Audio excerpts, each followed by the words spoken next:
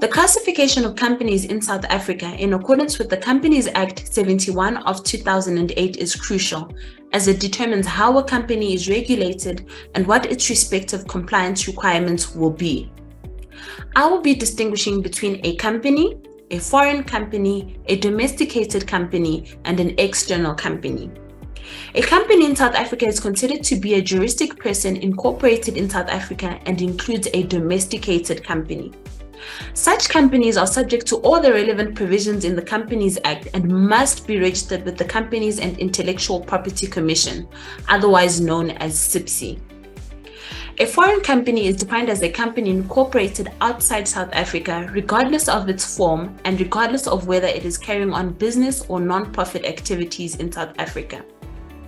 If a foreign company is not carrying on business or non-profit activities, it does not have to be registered in South Africa and remains regulated by the laws of its country of incorporation. A domesticated company is defined as a foreign company whose registration has been transferred to South Africa. It is subject to the same provisions as a company incorporated in South Africa and must be registered with CIPC, whilst complying with all of the relevant provisions of the Companies Act. An external company is defined as a foreign company that is carrying on business or non-profit activities in South Africa. They are an extension of the foreign incorporated entity and include branch companies. An external company must be registered with CIPC within 20 business days of commencing trading or non-profit activities in South Africa.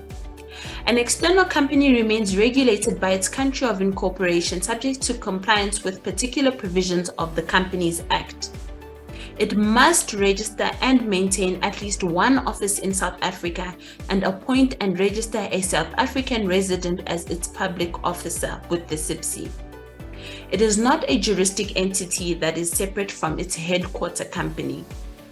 When considering shareholding, for the most part, South African and non-resident shareholders enjoy the same rights. However, non-resident shareholders are required to have their share certificates endorsed non-resident by an authorized dealer.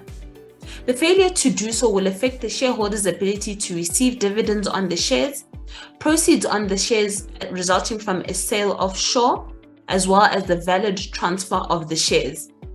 RSM's professional consultants are able to help you navigate these requirements.